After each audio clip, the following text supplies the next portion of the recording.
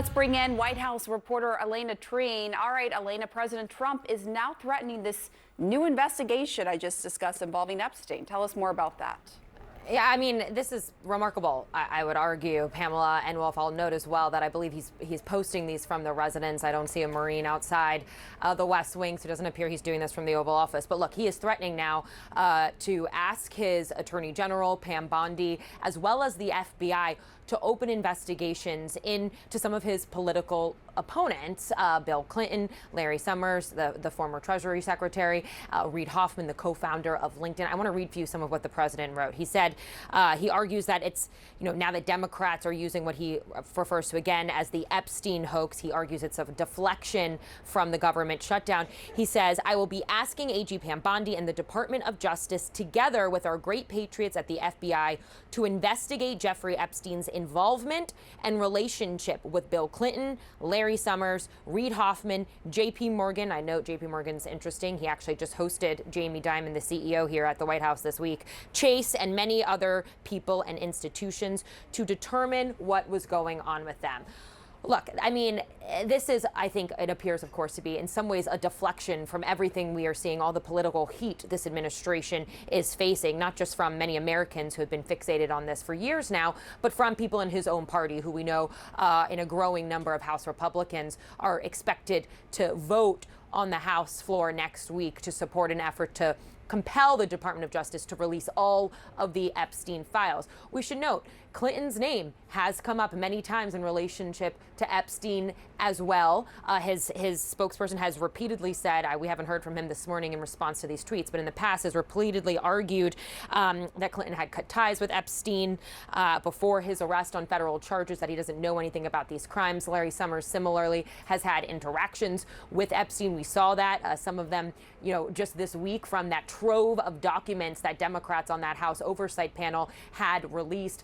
Larry Summers' name came up, but it's interesting to see how the president now, who has really been working furiously and tirelessly to try and brush this off, to dismiss it, to argue that this is something, worked up by the Democrats, is now going to be putting effort and asking his Justice Department to open a formal investigation to look into some of these people that I think, are unquestionably some of his political opponents. So that's fascinating as well. And I will say, I do want to just quickly reference the other post he sent just shortly before that, because what I'm fascinated about in the other post is he refers to Republicans specifically. He calls them weak. He calls them soft. He argues that really lashing out against Democrats as well. But he argues that Republicans who have, quote, fallen into their clutches are soft and foolish. He's obviously, I think, referring to the growing number of Republicans who are expected to support that vote, like I mentioned. And so this is getting very messy. And I will remind you as well, we are not actually expected to see the president today. He is traveling to Mar-a-Lago. We'll see if he ends up actually talking to reporters on the plane there, but he doesn't have any public events. We have seen him twice since these emails kind of reopened this entire Epstein saga for the White House. Both of those times, in a very uncharacteristic move for the president, did not answer questions. And so really he hasn't talked directly with reporters about this just yet. But I think it's clear from these messages this morning, Pam and Wolf, that he's clearly very frustrated about it. But now he's actually digging into it further, but trying to put the heat on Democrats and away from him. Yeah, he's clearly, this is clearly on his mind, weighing heavily on him. All right, Elena, thank you so much. And here with us now is CNN's Arlette Saenz. Tell us more about what Speaker Johnson and House Republicans are saying about this vote and the strategy that sort of shifted here. Well, Speaker Johnson and Republican leaders are bracing for a mass defection among the Republican conference to vote for this bill. Question is, though, if whether comments like this from President Donald Trump singling out weak Republicans might create pressure on them and stave off a tidal wave of Republicans voting to release the Epstein files. Republican lawmakers are really balancing two concerns right now. One of those is trying to adhere to some of the concerns from their constituents who want to see greater transparency unanimity on this matter, especially among the MAGA base. And then there's going against President Donald Trump. Both Speaker Johnson and the White House have really tried to delay and postpone this vote from even happening in the first place. But now that that bipartisan group of lawmakers were able to successfully push forward on that discharge petition, Johnson has completely changed his strategy and said, this is inevitable. We're going to vote on this. Let's do it very soon. And for Epstein survivors, they are really hoping that this will create a lot of momentum, not just in the House, but also over in the Senate for senators to vote to release these files. Take a listen. Courage is contagious. And I would encourage, there were Republicans in the House that were willing to stand up with us because they believed what was happening was wrong. And we need answers as American people to have trust in this government. And I would hope that senators would do some research, talk to their constituents. They are with us, and people want transparency. Now, if this does pass in the House, a vote to release the Epstein files really meets an uncertain fate in the Senate. Senate Majority Leader John Thune in the past has said he didn't think there needed to be this type of vote. If all Democrats in the Senate were on board, they would still need 13 Republicans to join them to pass this. And one thing that proponents of this measure are trying to do over in the House, they want to get as much of a veto-proof majority as they can. That means they need 2/3 of House members to vote in favor of this to prevent to be able to override any veto if this does get to President Trump's desk and he decides to do that. So a lot of questions going forward in the coming week as House Republicans are preparing to decide whether they will sign on to this amid calls for greater transparency or side with the president. All right, joining us to discuss is the congressman you just saw there, Republican Don Bacon of Nebraska. He serves on the House Armed Services and Agriculture Committees. Thank you for coming on the show. So we were talking earlier about what President Trump and how he has been responding to this. He has criticized Democrats and, quote, weak Republicans this morning over the Epstein push, characterizing them as soft and foolish.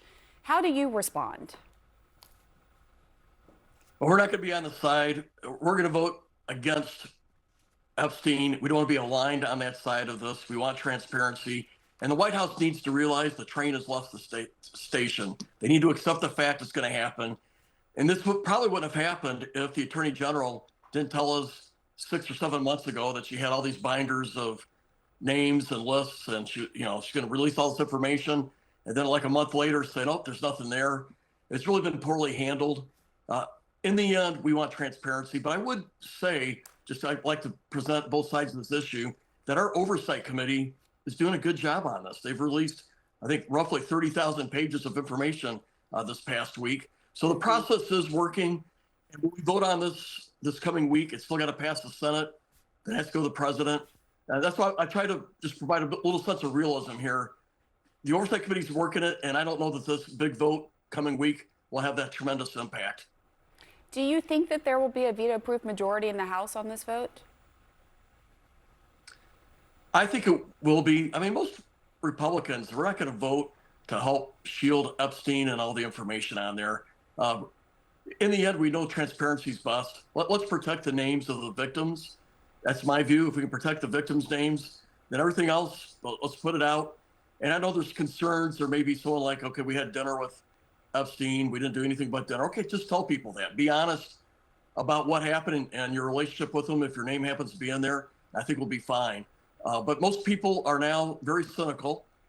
And the only way to beat this is to open up the books, put sunlight on it, and let the chips fall where they fall. What do you make of Speaker Johnson's shift in strategy now moving up this vote? Well, I think it's, like I say, the train has left the station. There's no turning back. If I was the speaker, I would just get it done and get it done as quick as you can as well. Might as well there's just no use in delaying this. So let's just get it done on Monday or Tuesday. I want to talk about another Trump post. He said that he is asking the Justice Department to investigate Epstein's involvement and relationship with Bill Clinton, Larry Summers, Reid Hoffman, and others. What do you make of President Trump calling on the DOJ to launch another Epstein investigation targeting Democrats here? Well, we should leave the DOJ and make them as independent as we can. When the president gives orders to Pam Bondi and our, law enforcement arms of the federal government, what it does, it undercuts the credibility of our law enforcement. We want the law enforcement to be, have the, their eyes covered and just do things if it's right or wrong, not because there's pressure from the White House or the president. And so I don't think it's appropriate for him to do it. I would ask him not to do that, because all it does is taint our legal system.